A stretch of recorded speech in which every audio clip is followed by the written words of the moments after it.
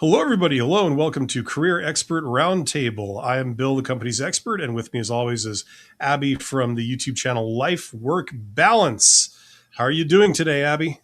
Doing well, Bill. Excited to, jump back into our regular talks about job searching, career development, things like that. And as everyone can Absolutely. probably see, we're on a different day. So we're switching our days to Wednesdays when we live stream. We've got That's the right. comment. Yeah, Yep, we've people got are the seeing comment. people are seeing this on a different. You're absolutely right. People are seeing this on a different day.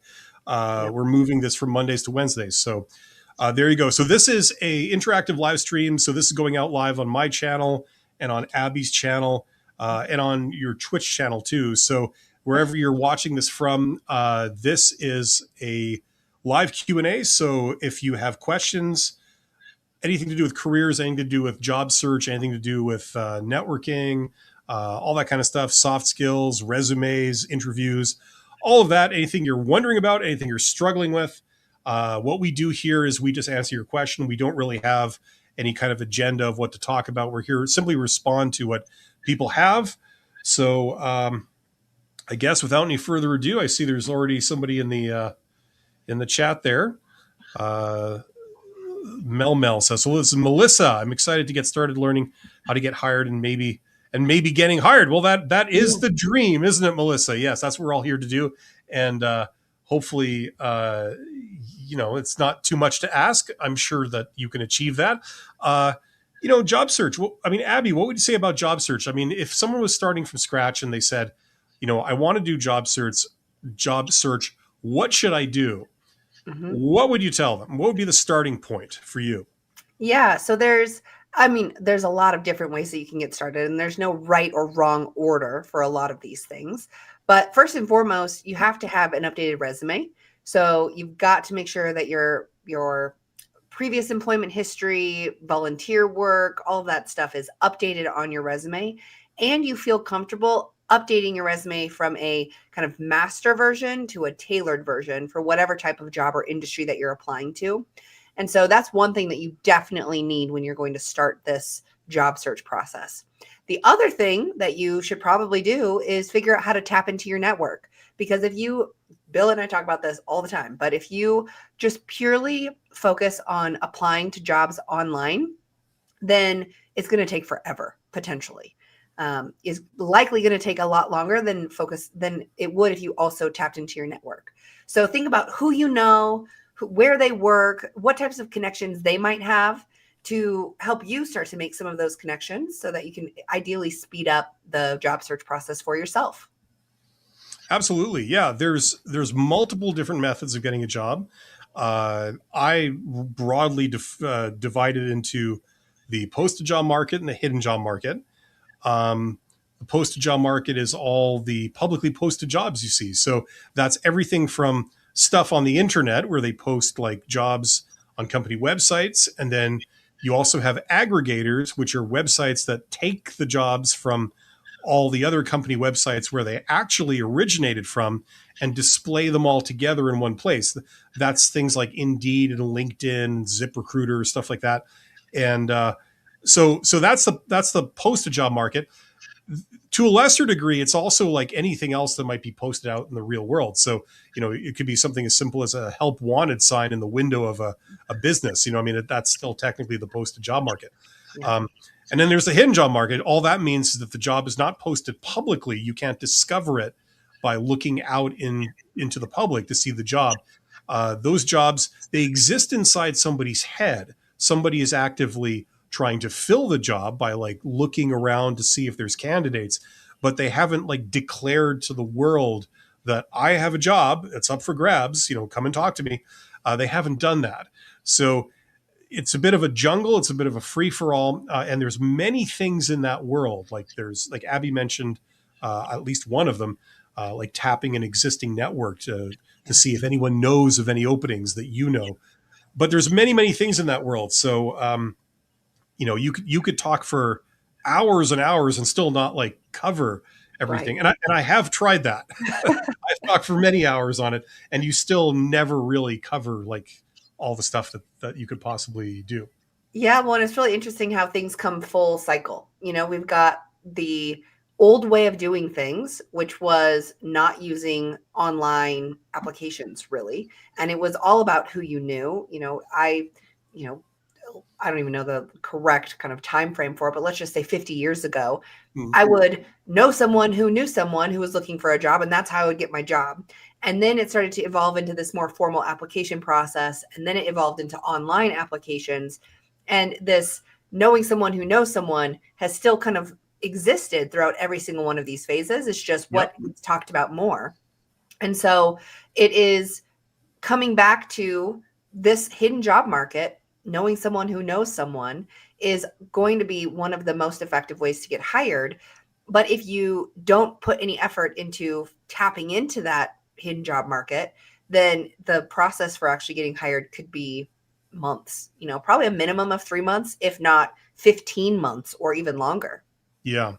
Yeah. It's like, this is where we get into the whole, like extroverts versus introverts thing, because traditionally extroverts, if you're doing some kind of networking, you're talking to people, you're interacting with people, you know what I mean? Like, you're going to be plugged in to people gossiping, people spreading the word about, like, oh, we're hiring where I am, or my boss is hiring, I'm privy to this information, but they haven't really posted it publicly, this kind of thing. So, I mean, that's great for extroverts. There's a lot of introverts out there. With the advent of the internet and social networking, a lot of introverts are actually, engaged in social interaction, just that they're doing it online. So now you have a way for introverts to plug into this, so that, people can talk about stuff, but they're not talking in person, they're talking online. And then, you can, so if you're the type of introvert that, you might not, you might find social interaction in the real world stressful or not to your liking. But what you do is you sort of go on the internet and you're doing social interaction, but it's virtual. You're like typing stuff and commenting and, connecting with people, stuff like that. You can do this every bit as well as extroverts in a lot of cases, because you now have the ability to be plugged into networks of people. So yeah, it's so I mean, it splits off into all these different topics. I see we've got we've got some comments here. Did you want to respond to that before I just take us into the comments there, Abby? No, not necessarily. I think, I actually made a video. It was one of my last videos that I've made, which was kind of a long time ago. But it was about, do employers prefer introverts or extroverts? And the answer is neither. Extroverts might make themselves more well-known just because they're, they get their energy from those social interactions and interacting with other people. But really, employers need both. They need introverts and extroverts, because introverts and extroverts bring their own sets of strengths and their own sets of weaknesses that offset the other. So there's if an organization purely is looking for extroverts, they're going to be a huge gap in skills and strengths if they don't tap into the introverts that could work for that organization. So don't limit yourself just because you say, like, I'm an introvert or I'm an extrovert. I'm not going to be getting this type of job because that's not really made for me. Or I'm not going to be getting this type of job because this organization is more, looking for this type of person. Don't limit yourself by that. It's really not about your personality, introversion versus extroversion. It's truly about your ability to do the job and your ability to connect with the people who are in that organization during the hiring process. So while that might lean more social with connecting to other people, introverts can be really good at those quality relationships and truly getting to know other people as well. Absolutely. Yeah, I agree. And we've got a few comments here. Let's go to some comments. So Detroit says, hello, I heard back from a job. I had an interview a few weeks ago and they said they're going with someone else. Okay. Well, that kind of sucks. I'm sorry to hear that. I'm tired of this. I'm pretty hopeless. Detroit, that's a totally normal reaction to this. It is disheartening. And, the thing is, this is how this stuff goes. It's a numbers game. You win some, you lose some. In the end, you're going to be fine. You're going to get something. It's a bit of a roller coaster, unfortunately. But the good news is that if you got one thing, you can get another thing, and it just goes on. So you're probably going to feel pretty crappy for at least today. And hopefully you get up tomorrow morning and you'll feel a bit better about things. Get right back on the horse. That's just what it's all about. Yep. And like Bill said, it is a numbers game. If I apply to 2 jobs, the chances of me getting one of those 2 jobs is pretty slim.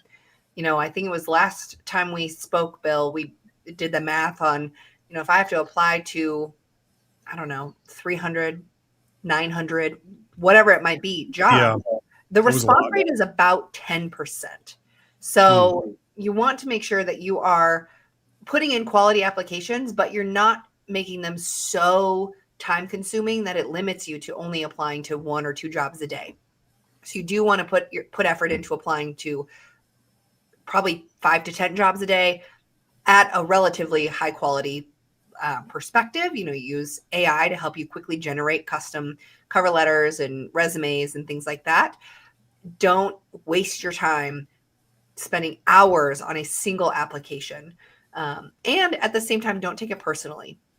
It's very easy to say that. It's a lot harder when you're kind of in the everyday getting responses or not getting responses saying, sorry, we're going with someone else who's a better qualified applicant or a better fit for the position, or, whatever the kind of vague feedback might be. But try not to take it personal, because they likely have just one position available and they might have gotten hundreds of applications, maybe even more. So, can I just say that, like, some of them, I mean, this is obviously not all cases, but a lot of times when you get those messages, those emails, or whatever channel they go over, some of them are pretty blunt.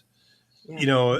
People really prioritize clarity over protocol, and manners and stuff. And so a lot of times they're just unnecessarily blunt, especially saying, like, kind of like what you said, which is a common thing to say, which is, we're going with somebody, more qualified. It's like, screw off. It's like, you get that like little judgment right at the end, Yeah, you're not right? You're not the best qualified for this job, loser. Yeah, exactly. Well, that's what it is. That's exactly what it feels like. You know what I mean? I think that it would be nice if a lot more people were more sensitive to that and they kind of worded it better. I mean, I'm going to get actual feedback, not the generic robo response. I worked with a client who had this company and organization they've applied to a couple of times. It's their dream company. And they had a recent interview. They were in the final 2, and then they ended up not being selected for the position, but they only had 1 position available. And they requested feedback. Most of the time, the feedback is very vague and generic. They might not even get a response. But in this case, the recruiter responded with some pretty in-depth feedback about, they really liked that their interviewing style. They had a specific rubric where they were being graded on their competencies associated with the position. And when they compared candidate 1 and candidate 2 just didn't score as high on the competencies as candidate 1. And so in that case, you might even be able to follow up again and say, oh, that's so good to know. Can you tell me specifically what competencies I was being compared to, where some of my areas of growth might be, what that might look like? Because this recruiter specifically said that the team really enjoyed interviewing this person and wanted them to continue to apply with the organization. And that if this team had a position become available and saw this person's name come across their desk or whatever it might be, they would be interested in interviewing their car. Yeah. Yeah. I mean, I'm cynical, to be honest with you. I'm sure what happens in the real world, we get all kinds, right? But I mean, I'm a bit cynical. I assume that when people give you feedback in this type of situation, it's usually going to be lip service. It's going to be, they're going to say a bunch of nice things just to minimize the social awkwardness. And then they're not really going to tell you what their actual thought processes were. And they're not going to get to the heart of, like, well, when you answered this, we don't like that. And so therefore that was the deal breaker. I'm just going on the assumption that you're going to get that. I'm sure that happens some of the time, but I'm sure that's not the case some of the time. It depends how you look at it. Well, and a lot of people are afraid of conflict. We don't want to hurt someone's feelings. We also, at least in the United States, are very, legal, very oriented. safe. So we want to protect ourselves and protect our company. So I'm not going to put myself or my company in a position to get sued or have to go through some sort of, EEO complaint, equal employment opportunity complaint. Yeah. because we said something that made you feel like we were then discriminating against you. So it's usually the safer response from companies to be vague and fluffy without giving you some really helpful feedback. And this is where I'll make a little plug for myself with the types of services that I offer. I am an interview coach. And so when I work with people, I can give them that uncomfortable feedback about their interview style and their answers that they won't be getting from interviewers in most cases. So if you have had a bunch of interviews and they've fallen flat, or you've gotten rejection after rejection after rejection, and you're just not quite sure what's going on, you may want to consider working with someone like me. If you don't have, the funds for a, personal coach, there are lots of other things out there. Like in the United States, we have workforce centers where you likely can work with someone who is an expert in interviewing and resumes for free through your county or local government. So explore your resources. But if you are interested in working with someone like me, I'll put my contact information in the chat. And then Bill has my channel linked in his description, as I also have Bill's channel linked in my description. Absolutely. That's the word of the day, fluffy. I'm going to get a t-shirt. I'm just going to write fluffy on. I'm going to do my live streams. I was watching a movie from the early 80s yesterday, and the lead character had a t-shirt that said heaven on it. And that was just some dude with the word heaven on his shirt. It was a totally normal thing. Of course, he was in roller skates. So, that kind of stuff. There was a movie. It was called Roller Boogie. Roller Boogie. Yeah. Linda Blair. So best movie ever made. So go check it out. That's what I'm here to. I should do another channel where I do movie recommendations. You guys like them. Okay, let's see here. We're on, I believe, this one here. Was it? No, we're right down here. Here we go. It just moved on me. That's why. Okay. Mel, this is Melissa, says, how can you tell between a scam job advertisement to a real job? That's a great question. It's kind of like those scam emails or phishing emails that come through. Sometimes they're really convincing that they're legit. So, and they might even link to a website that looks just like the real organization's website. So my recommendation is, before you apply to a job, always go through like Google or, directly through the URL, if you know it, to the company's website and see if they have a careers page, and try to apply directly on the company's website. Now, there might be some companies that use LinkedIn exclusively or Indeed exclusively, but always, always, always check first for the careers page on the company's website, or what their process is. They might say, if you're interested in applying to a job, here are open positions, email this person, and they'll help you with the application process. So check out the company's website first. And then if you have to use some sort of external website, that's when you want to keep some eyes out for like odd locations. For example, I worked for an organization that was located in Colorado. It was a local government, only hired people in Colorado because of the local government kind of rules that they had. And this job that I was responsible for as a recruiter came up on LinkedIn, located in the UK. So if someone was wanting to apply to that job on LinkedIn, if they had actually Googled the location of my organization and then saw the location of the fake LinkedIn advertisement, that should have been a clue that that was a scam. Check phone numbers, check emails, see if there's spelling errors or typos. They could happen in a legit, posting too. But in most cases, those could be indicators, just like with a scam email, that it's not legit. And what else is there? I mean, there's things like very vague job titles and things like that. Like, I know that's kind of a common red flag. Yeah. Or if you get sometimes this isn't an actual advertisement, but you might be recruited by someone and they send you a message that's very vague and they want a lot of personal information from you. They should not be asking for your social security number or the really personal identifying information, credit card information, all of that. They should not be asking for when it comes to the application process. They might need that for the background check, but that is like a formal form that you should receive to fill out after you've already gone through the interview process and they're looking to hire you. You shouldn't have to provide that information up front. Absolutely. Yeah. It's an eternal game of cat and mouse too. Mm-hmm. So these things evolve as we go down. Just anything that seems fishy to you, just like Abby said, try and do what you can to verify it. And stuff that seems too good to be true often is, you know. Yeah. So that's what we'd say. Someone says, "Hello, how could I write a cover letter correctly? Connect my experience with the job, talk about how good fit we are for each other, how to distinguish myself." Yes. So I think first is there's no necessarily right or wrong way to write a cover letter. I have my preference of how cover letters should be written. And you want to think of it as your resume is kind of the thing that piques the reader's interest, and your cover letter tells your story. So if I'm a recruiter, I'm going to look at your resume first. And I'm going to decide within 6 seconds if I want to interview you or get to know you further. And so then that will be when I dive into your cover letter. And your cover letter should reiterate some of the same information at a high level from your resume, but really dive into information that you couldn't include on your resume. So your cover letter, in my opinion, should be about 3 different sections. That doesn't mean it's only 3 paragraphs. It should not be, "To whom it may concern, I'm interested in applying to this position. Thanks for your consideration. Bye." It should, which is what it used to be. It was a cover for your application.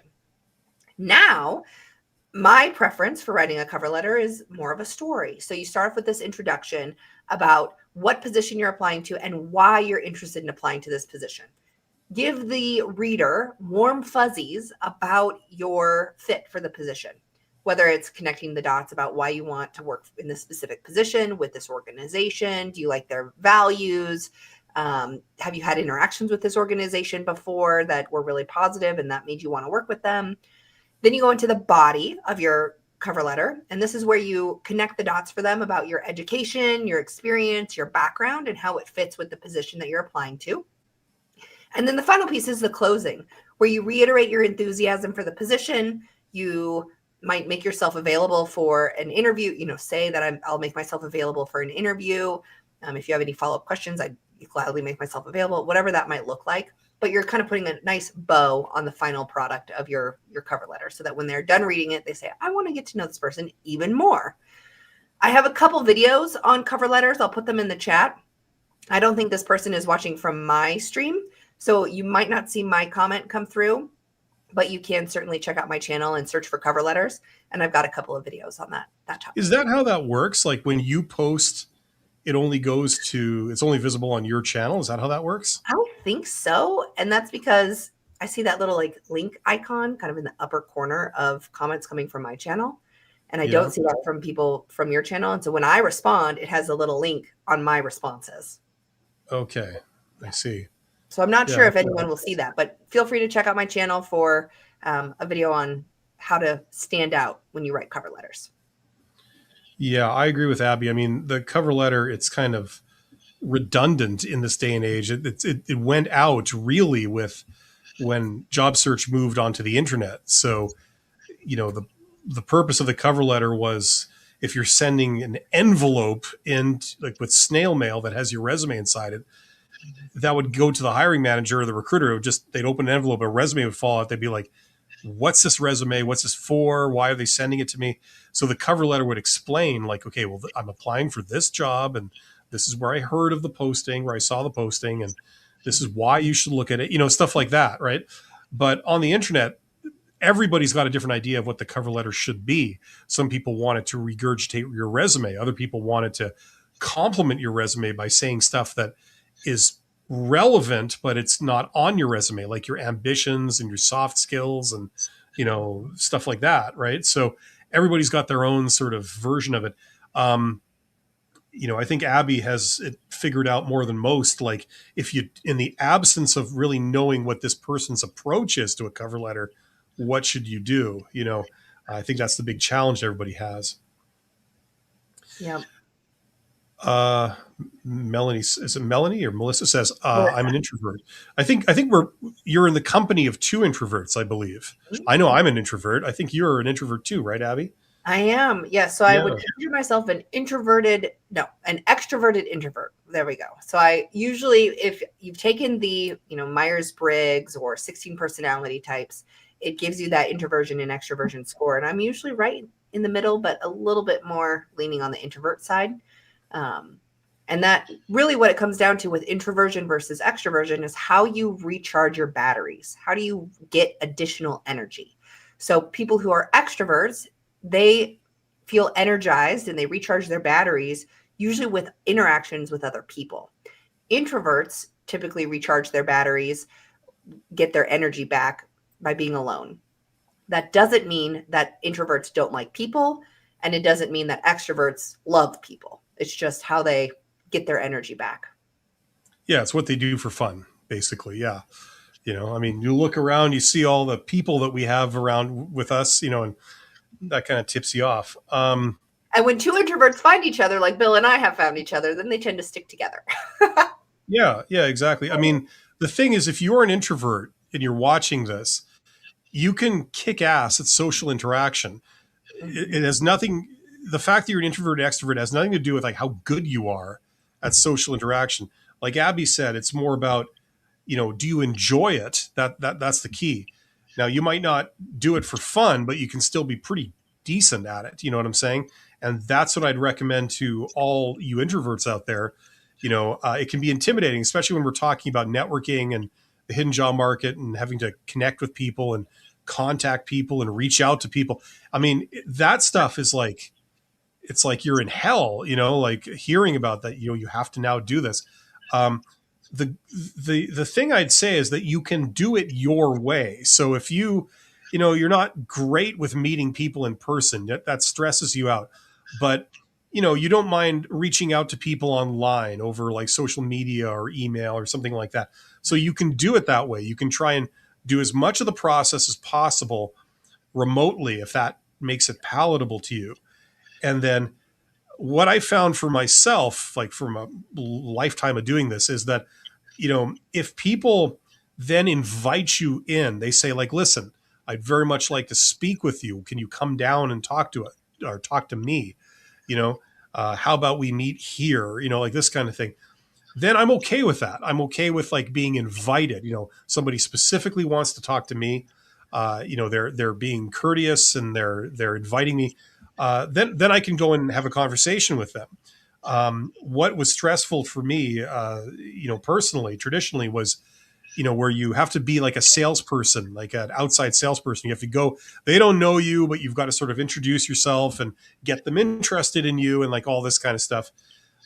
That's kind of the heavyweight championship of this kind of like networking.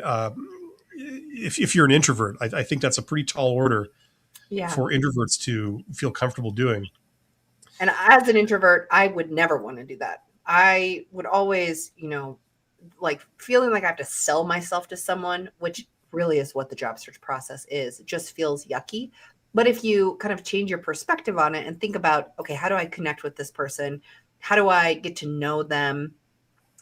What sorts of things do they care about? Changing your paradigm around the sales process can also help with that. Yeah. And the other thing is that a lot of the fear, not all of it, but a lot of it comes from like not knowing what to do. That's the thing. Now, if you learn what to do, if you learn like, okay, all you have to do, like think of a job interview. You go down to a job interview, you essentially have to sell yourself. That's what it is. It's a pitch. And how do you do that? You basically say, here's what I have, here's what I've done, here's what I know, right? Here's how I meet the requirements. You said you're looking for this. Here's how I match that, how I speak to that. You know what I mean? So the point I'm trying to make is that when you learn the mechanics of how you actually do this stuff, it really isn't rocket science. There's just a few little principles in there. And knowing what to do really helps people be a lot more comfortable with it and not be so fearful of it. You know what I mean? And if you practice a little, that helps too, right? So that's why I still encourage people to learn about this stuff. Something I want to try out right now, actually, very quickly, before we get to this next question, is this. I just as an example to people. Let's see if I can. This might screw up my mic. Should I do this? Yes. What? Okay. So how does one do networking if one is an introvert? No, it's the other button. Did you guys still hear me okay on there? Yeah, we could hear you. Oh, okay, let's try this again. Okay, how does, if one is an introvert, how does one go about doing networking? Like, say, for like a job search or something. I've never tried this temporary chat mode kind of thing on ChatGPT. So the problem is that it knows me. So it's like, welcome back, Bill. You asked that question yesterday. Yeah. So people can do this if you have questions about like, how do I tap the hidden job market, or how do I do this? I'm doing this to show everybody. Reframe what networking means. It's not, I have to impress a room full of strangers, think I'm having a few genuine conversations to learn and connect. Well, I don't know if that really improves. But the point is, you can go through this, you can get examples and stuff. This is a good starting point. Abby and I have resources that can help you, but like this is just a very quick and easy starting point for people. Let's get to the questions. Maybe I'll just not get into that too much here. Let's see. Okay, so all Abby's links are here. And I don't know if did we answer Dory's question? Oh, the 62 thing. Yes. Mm-hmm. Let's get to that. Where is that? Up just a little bit farther. Yep, up just right above my link. Mm-hmm. Okay. Any suggestions for me at 62? Well, it depends what you're wanting to do. But if you're trying to get a job, if you're asking specifically about bias, I know that that's like a thing that people are concerned about, like age discrimination and stuff like that.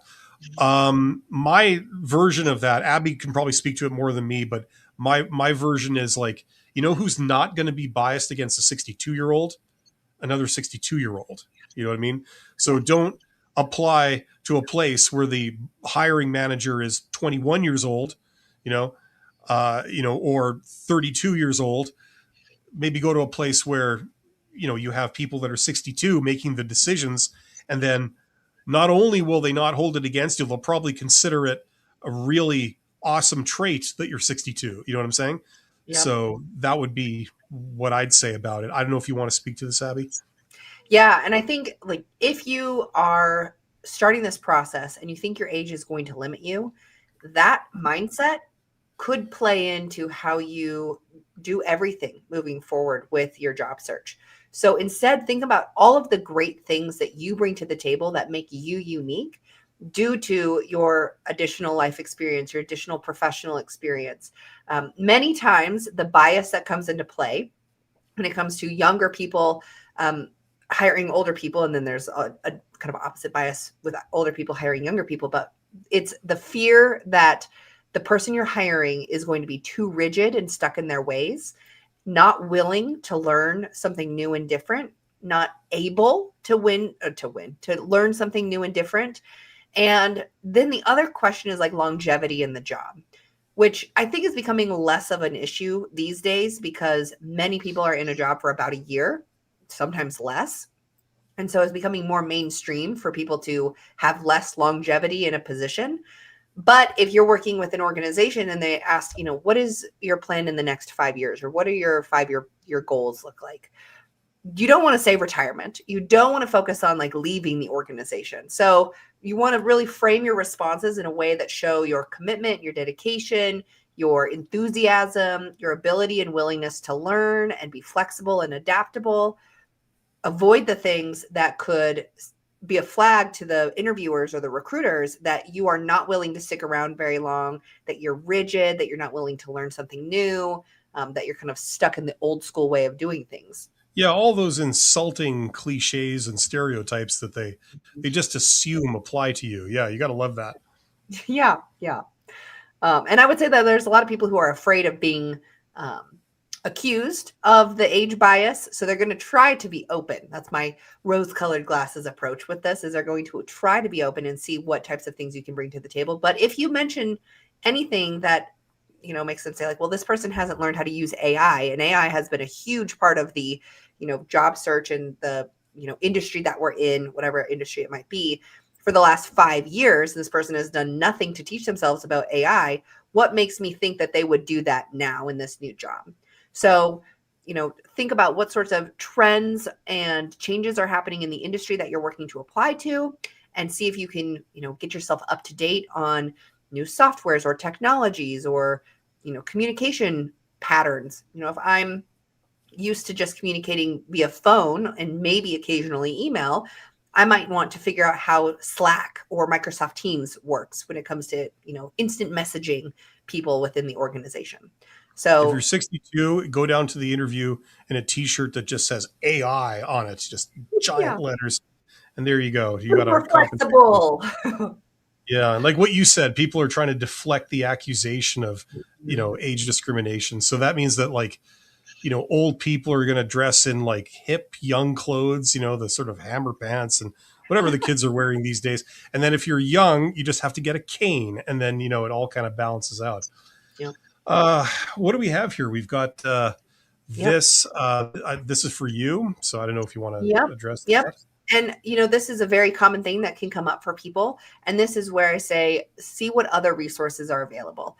I live in Colorado and we have workforce centers in every single county here in our state. And so it's probably the same for wherever you are based. Find your local workforce center. If you don't have access to a workforce center, check out your local library. They might also have some resources for you. And then continue to do what you've been doing when it comes to YouTube. YouTube is it's the second most used search engine next to Google. And so it has a ton of content out there that you can use to help teach yourself or practice mock interviews. Like I have a video that's a 30-minute mock interview. So if you want to practice interviewing with someone with the types of questions and a response time of 3 minutes or less, check out that video. So there's a lot of resources out there that are free. You have to find them. That might be useful, actually. Put that if you can, put the link in the chat Yeah, for I'll find it people right that now. want to check that out. I think that's actually a useful thing. Yeah. Somebody says, "Is this live?" Yes, absolutely, it's live. It's just that there's a delay for us to get to your question, unfortunately. I know Abby talks way too much. I've told her about that before, but I try and keep things short, but she insists upon talking a lot. We have to go very long-winded. Yeah. Okay, what have we got here? Dill Pickle says, I would really appreciate some tips on networking for newer grads after graduation. Wow. I've got a ton of resources on my channel about that stuff. So feel free to go and like watch any of my videos that talk about that. Where to start? I mean, there's the whole discovery of like, how do I know who to talk to? How do I do it? And then there's the whole thing of like, okay, now that I'm in front of somebody, what the hell do I say? How do you do this? Right. So there's a right lot of off the bat, like an idea that comes to mind for me, for this person, if you are a new grad, I'm going to assume it's university or college. So if it's not, let me know in the chat. But go onto LinkedIn and find alumni from your college or university. And that can be an in with like connecting with them. Hey, I'm really interested in your organization. I saw that you were also a graduate of this college or university. I'm a graduate from University of Colorado Boulder, so go Buffs. Like you can say those sorts of things that can create a connection immediately with another person that you don't already have a normal connection with. So use that to your advantage. Yeah, I mean, if you're a grad, are you still in school? Like, are you gone completely? Excuse me, because if you're not gone completely, you're physically at the school. Mm-hmm. I mean, something pretty straightforward that you can do is go and speak in person to like all your professors. Yes. And then other professors, other instructors, teachers in your school that maybe, they're not your teacher, but they're there. They're physically there. Your advisor, there's a career center in every single university and college that I've visited. There's usually career fairs where you can actually meet a recruiter or someone who's with an organization and build a relationship with them just by talking to them, getting their business card. Yeah, and like a general sort of thing that's good to if you're in front of like anybody, whether you're at a job fair, you're in front of an instructor, whatever, is, you go see these people one-on-one, you're in front of them, and just say, like, what's your opinion on, like, this industry? Where is it going? What skills are we going to need in the future? Like what skills do we need now? And what skills, in your opinion, are people going to need in the near future that would be like a good thing for them to get ahead of? What changes do you see? How is this industry changing in your opinion? Is it changing? If it is, like, in which direction is it going? You're asking them for their opinion, right? Now, people love that. It's very flattering when somebody comes to you and says, like, wow, I would love to know what you think about this thing that you do. You know what I mean? This thing all about, and you have some expertise, and I'd love to just hear your opinion on that. Where we're going and what the future holds, and how should it be done? Like stuff like that. People love that. So most people will find it very flattering, and they will respond very well to it. They'll talk a lot about it, and all you have to do is sort of keep asking them questions. So when they say something, you say, like, oh, like, why do you say that? Like, you keep asking questions. They say something and you go, oh, is that because of this, or is it because of that? Like, what do you think? Just keep up the questions, and they'll just keep talking, and they're giving you stuff that hopefully is useful, right? Now, and this is another great technique for introverts. If you're trying to network, is you just get the other person talking. You don't have to do a lot of the talking. The psychological trick, my most popular video on my channel is about asking questions at the end of an interview. And the psychological trick that is used is getting the other person talking, because if they do a lot of the talking and they feel like you are interested and bought into their conversation and you value what they have to say and think, they think the interview goes a lot better. And the same thing happens with this type of networking. If you get them talking, they'll feel good about their interaction with you. They'll likely remember you more effectively. If you follow up with an email and say, hi, I talked to you at the career fair, or so-and-so connected me. We talked, I'd like to talk to you. There's just this like positive association with you now that then makes them want to have more interactions with you and potentially vouch for you in the recruitment or hiring process down the line. Yeah, exactly. It's kind of unintuitive, because you would think that you would spend a lot of your time talking at them, telling them all about you and what you can do and how useful you could be to people, but it's not really the way to do it, because number one, what Abby just said, which is that counterintuitively, the more, you get them talking, the more they end up liking you, because they're enjoying interacting with you. They're enjoying this thing where somebody's asking me my opinion. I get to say what I think, and and people love that, and they love you. So they get a good vibe about you, and at the end of the interaction, more often than not, they're like, hey, I really like the cut of your jib. Is kind of the end result. The other thing is that there's another principle, which is kind of it's the opposite of that, which is like, if you go up to someone like that's like a stranger and start talking at them, like just telling them all about yourself, that's a turn off. If people don't really know you very well, like, for example, think about when you get like a spam email. What makes it a spam email? Well, number one, it's someone you don't really know, right? But number two, what do they always do? They're talking to you all about them, right? Now, what's your reaction when you get that happening to you? You'd be like, I don't care. Like, what is this? Who cares? Delete, shadow ban for life, like that kind of thing, right? So it's not about getting in front of people and just like talking at them and telling them how great you are and stuff like that. You actually kind of do the opposite of that.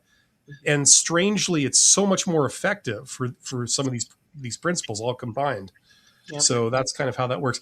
As a grad, you have access to an entire school full of people, full of instructors, administrators.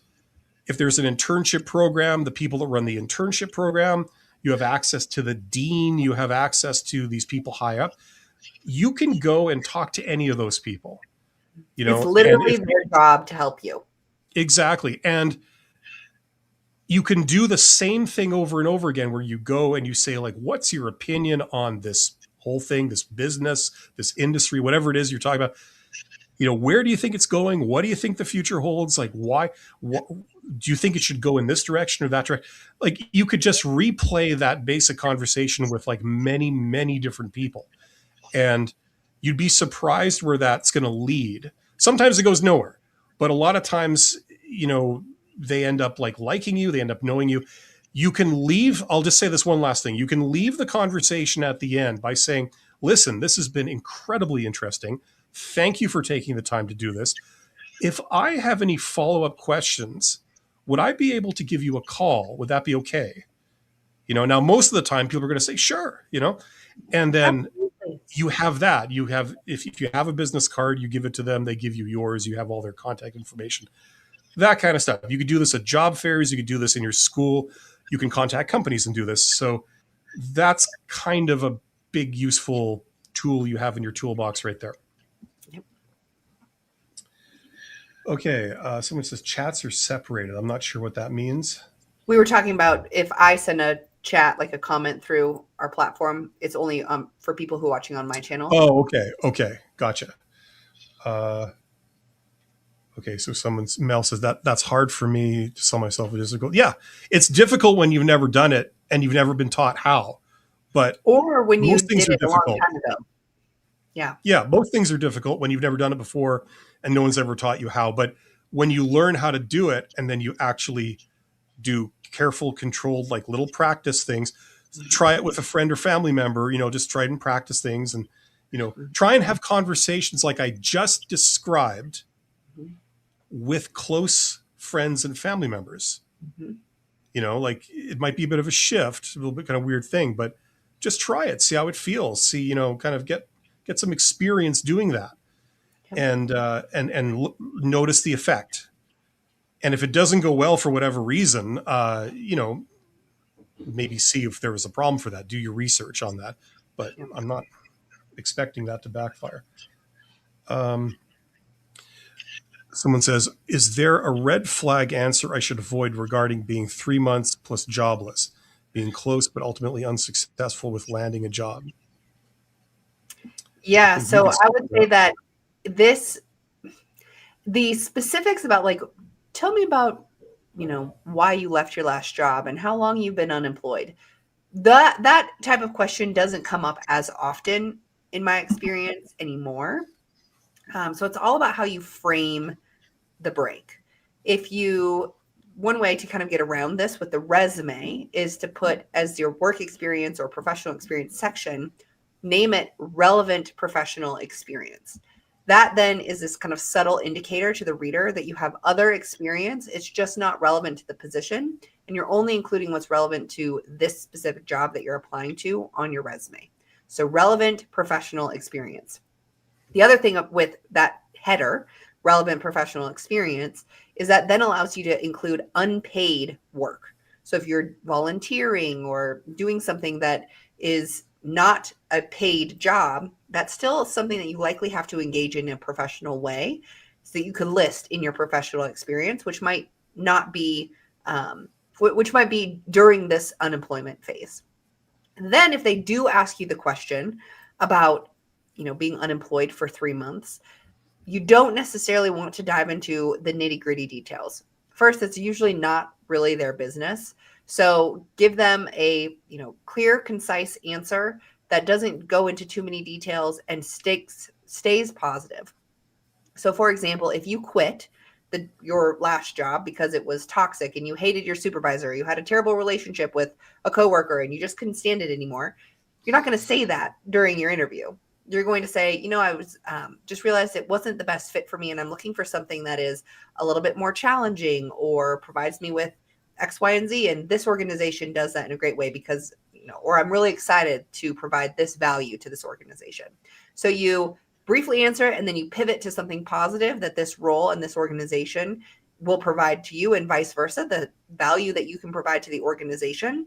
You don't want to dwell on why you are jobless, how long you've been jobless, what difficulties you've experienced in kind of that negative way. You want to briefly like answer their question with just enough information that they don't dig a little bit deeper, but end it with that really positive, here's what I'm looking for and here's why this is such a great fit for both of us. Makes sense. We have a couple of comments here I don't fully understand. So ageism Yeah, this and person was asking about, any advice on applying at age 62. okay, yeah, Probably lots worried of about professionals. ageism, and they probably have lots of professional experience in these support roles, administrative type roles, office manager, secretary, maybe that like clerical type role. And you, as long as your brain continues functioning well, you could do these types of roles until you're 90 years old or 100 years old, until you want to stop working. And so that's what's, I guess, one of the benefits of these types of roles, if that's what you're applying to, is that your age shouldn't really impact your ability to do the job. So hopefully it's not a limiting factor. Yeah, and I mean, once again, to provide the cynical person's perspective here, uh, you know, yeah, I mean, you do encounter this stuff. You encounter all kinds of isms. That's just how it goes. And the good thing is that you don't have to deal with these people. You can go somewhere else.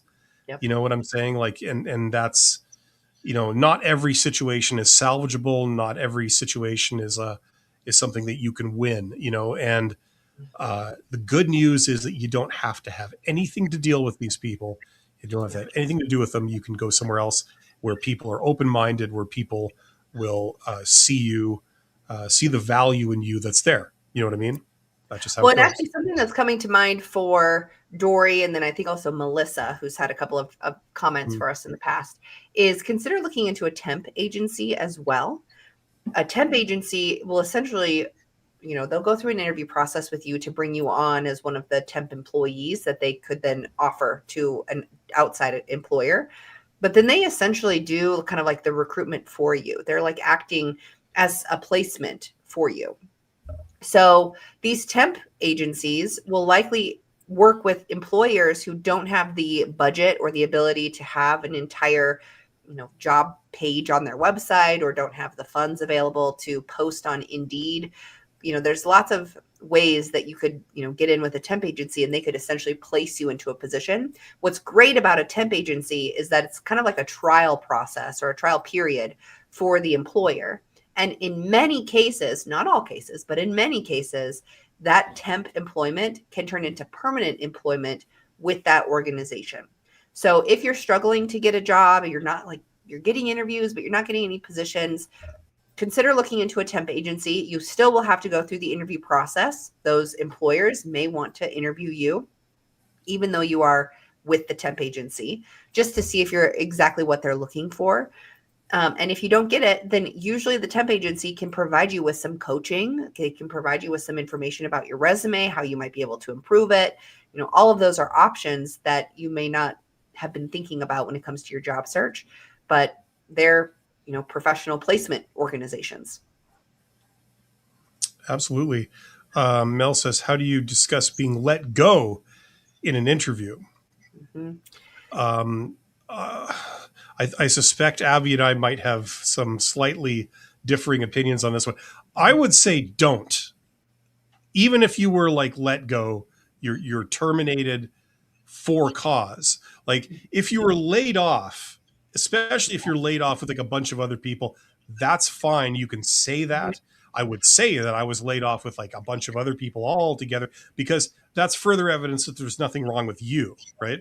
Say the Yeah. company was downsizing, like they reduced their staff by 10%, and I was one of the junior people, and there you go. But if you left, or if you were let go, let go for cause, there's a real red flag with that, because it's going to be perceived as a real negative. They're Mhm. going to say, you're the type of person that gets let go from jobs. So therefore, if we were to hire you, there's a higher likelihood that we would end up letting you go, because we're just going off like statistical probabilities here. It's a risk assessment. So I would say do everything in your power not to say that you were fired or that you were let go. I would use all kinds of euphemisms. I would say I was ready to do more. I would like not engage with them and getting into the nitty gritty soap opera of why you left a job. I'll just say, well, I was ready to do more. It was time, or Yep. something like that. That would be my Yep. take on it. And I actually agree with you, Bill. I think that in an interview, Hmm. you're selling yourself. And so what you don't want to do, like I'm going to back it out from the job search and use a different metaphor. If you had to pick between two restaurants to eat at, and one of the restaurants was like, yeah, over the last 2 weeks, every person who's eaten here has gotten food poisoning, but we got that covered. Like it's actually, we're Yeah, okay now. Like it's all you in the would be, past now. Yeah, yeah, like we've overcome that. we now have a cat. Yeah, exactly. You don't want to go to the place that has every person getting food poisoning. So you're going to choose to not go to that restaurant and go to the other one. It's kind of this way when you've been, fired or, let go, whatever that might, the wording is of that. So the way this usually comes up is, why did you leave your last job, or why do you want to leave? You want to focus on the positive. So you're not going to say, well, I was fired. Leave it at that. Say I came to a realization that this organization or this role just wasn't the best fit for me. So I decided to, move on and find something that was a much better fit for my skills or a fit for my passions, like whatever it might be that you choose to say. But you don't want to admit to that, because it is a huge red flag that they will be going, we're going to dive into that. And if we don't get any references from this person, we're going to have to figure out what their previous employer was like. They might dive even deeper. So if you can avoid saying blatantly that you were fired or that you were let go for cause.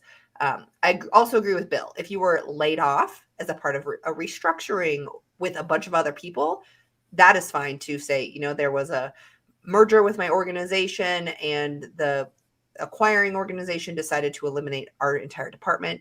So, you can then move on from that. But no need to give them any reason to not want to hire you. Would that be a sudden elimination, like a sudden death elimination, if someone says that they're fired? In your experience, is that No, not really? No. no, I wouldn't say Mm. sudden, but I think that everyone would be like, okay, this person said they were fired. Let's talk a little bit more about that.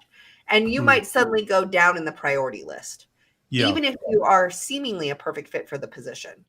And so think of it like that restaurant metaphor. If you know that this restaurant, everyone's gotten food poisoning for the last 2 weeks, why would you willingly choose to go there? So it's kind of that same mindset. Don't Yeah. give You them could go to a any restaurant. Why would you choose that one specifically? And yep. that's kind of like what they're doing. They could pick any of these people they're interviewing. Why would they then choose the one that has a history of being fired? You know what I mean? Like it's kind of that situation. So that's Yep. why you go to great lengths not to disclose that stuff. Yep. Just remember your job interview is not a deposition. Like you're not under any legal obligation to like give them full and complete information about all this stuff just because they ask you. You certainly can choose to do it, but you know, let's be clear about what's going on here. Just because they ask something doesn't necessarily entitle them to all this stuff that you would rather not disclose. You know what I'm saying?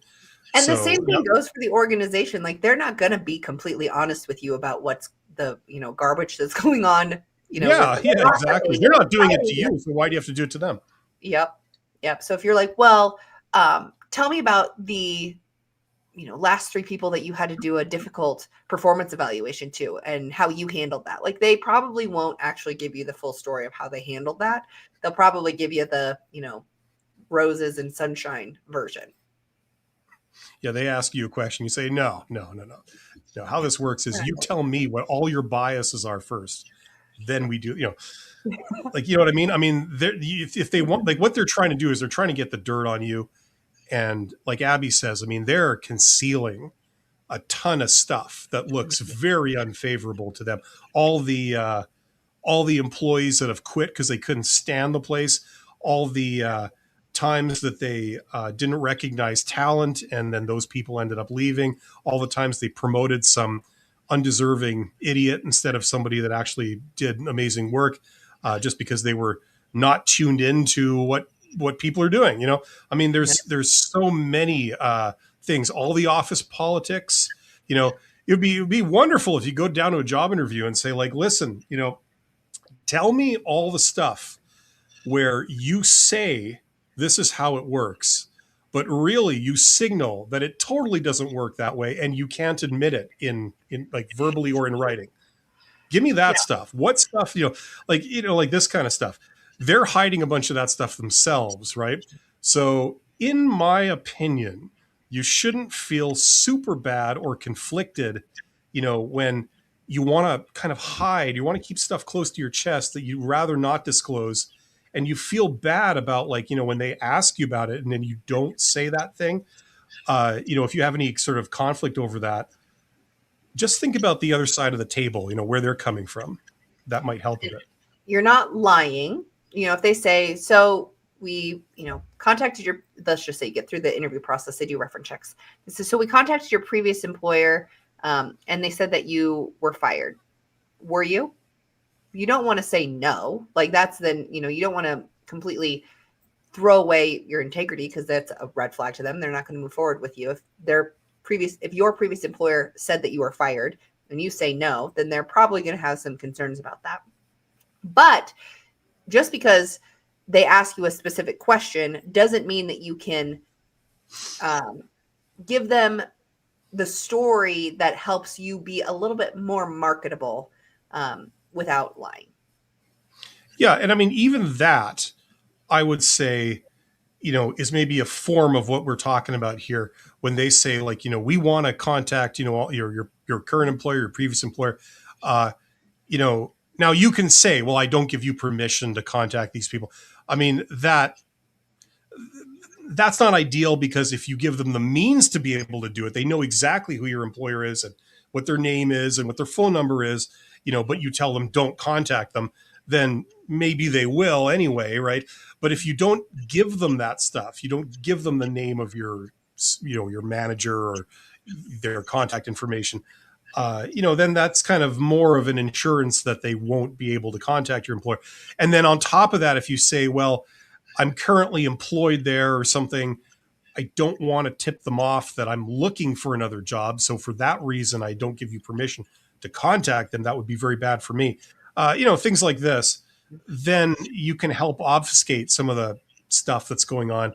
The other thing is that, like, if you have a difference of opinion with your manager, and let's say they fired you, as an extreme case, it's like, okay, you've got a difference of opinion between two people. Now, you could have been a terrible employee and, it's totally on you. Or alternatively, your manager could have been a raging psychopath that, they totally misjudged you and they're persecuting you. It's not based on anything.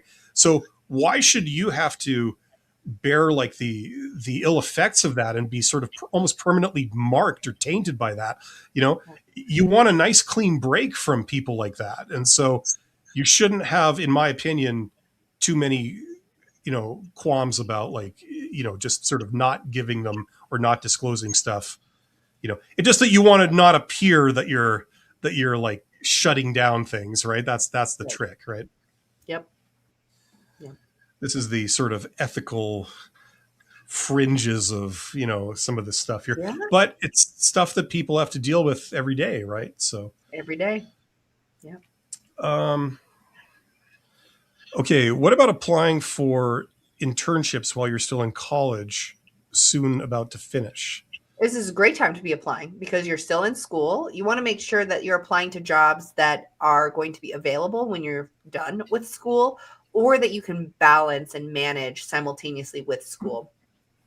Many times your career center, your advisor in college will help you with this process. So free resources, use your career center to help you build a resume or format a resume for a specific type of internship. If you know it's an internship, then maybe there's someone at your college or university who can connect you directly with someone so you can start the networking process. You've got to do everything you can to really stand out. Internships can be somewhat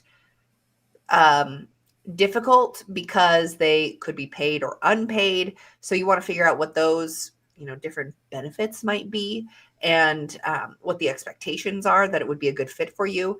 but you definitely want to start applying to kind of your next steps before you're done. Because what's going to happen is the job search process for anyone, regardless of where you are in your employment or education experience, can take months. So as an active student, knowing that you're going to be looking for an internship post graduation, or when school ends for the summer, now is a great time to start looking, because that's going to be a time that internships are actively hiring and they're going to want people to get started. What you don't want to do is graduate or have the semester end and then look for something, because the chances of you finding something that's a really perfect fit for you, that pays or has good benefits, whatever that might be, is slim to none, because someone got it before you.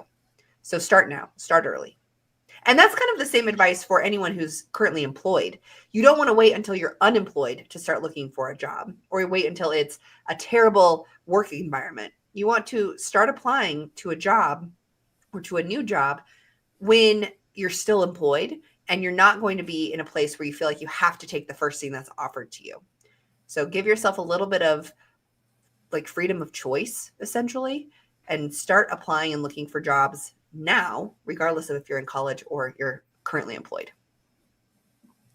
Absolutely. Now, just so everybody knows, a comment or a question that I get regularly is, how do I get feedback on if I was rejected for a job? Like if I did an interview, especially, and then they don't call me back, or they tell me we're not moving forward, and I'm wondering what happened. Did I do something wrong? Did I give the bad answer or something like that? Just to improve myself, what can I do? A lot of times you're not going to get that kind of feedback from people for a variety of reasons. The way to be able to find that stuff out about yourself and to work on it, a very popular way of doing that is getting a career coach. Now, Abby, I'm not a career coach, but Abby is a career coach. So if anyone is looking for a career coach, Abby, why don't you just take a moment and just explain kind of what you do, so for people that are looking for that, they know what you do. Yep, absolutely. So from a job search perspective, I consider myself both a career coach and an interview coach. So I help people kind of, if they're feeling lost and they don't know what to do, then we can explore what sorts of jobs and industries are out there. I also help people with their application materials. So putting together resumes, cover letters, answering supplemental questions associated with an application, what to expect from the hiring process, things like that. I don't write resumes. I don't write cover letters for people, but I do help them make improved versions. And then the bread and butter is the interview coaching, which is helping people prepare for upcoming interviews, which includes my interview strategy sessions, where we talk about what to expect from an interview, what has gone well in past interviews, what could be improved in past interviews. I give them a whole document of ways that they can prepare for a specific upcoming interview. And then I also do mock interviews. And this is super beneficial to people who have some interviewing anxiety, and have also maybe interviewed a lot and just are not getting any responses. And so what I do is I have this, interview where I act as the interviewer. It usually is for a specific job that they want to apply to. And I ask them 8 to 10 questions, and then we debrief afterwards. So I give them feedback in the moment about, their answers to questions, their body language, their, not just the content of their answers, but also their voice, their speed, if their stories make sense. I'm not an expert in every single type of job, but I'm pretty good at following people's stories if they make sense. So if you're all over the place, or it takes 15 minutes for you to explain something, that's the type of thing that we discuss.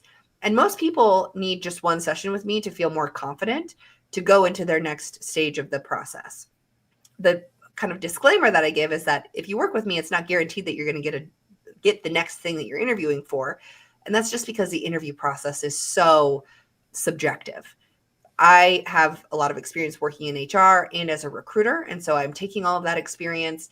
I've got this experience of, working with people across the world, preparing for interviews. So I know a lot about what works and what doesn't work typically, but that still doesn't necessarily guarantee that someone's going to get a job. But the most important part is to build your confidence so that even if you are rejected, you know that you have the ability and the capability to have a really successful interview and then ultimately secure a job, hopefully in the near future. Yeah, good stuff. So check out Abby's stuff if you're looking for interview coaching. I used the wrong term before, career coaching, but interview coaching specifically is very useful. Okay, where did we leave off here? It looks like I Jay Lee lost. 6823 says that they've been underemployed for 5 years. Used to work as a project manager after graduating and now stacking shelves at a retail store. I might not be employable anymore. Don't I tell can yourself assure that. you, yeah, I can assure you, you are employable. That's for damn Yep. sure. Yep. Don't let this stuff grind you down, Mhm. my friend. You are very employable, and the fact that you can string these coherent sentences together and all the rest of it. I mean, you can tell you've got some skills there, and that what you said, that background is very useful. Now, what I would suspect possibly might be going on here is possibly a lack of networking abilities or a desire to do that kind of stuff, which I think every introvert here can understand. You know what I mean? So that's the stuff that's going to get you in. But I would open your mind to some of that and look at some of the techniques you can do that that you're comfortable with that allow you to network and all this kind of stuff. Um, I'm sorry, I didn't know if you wanted to answer that, Abby. I kind of No, hijacked it. I mean, no, I think that that's a great response. And I think that a lot of this is probably you're telling yourself that you might not be employable anymore, and then you're probably starting to believe it.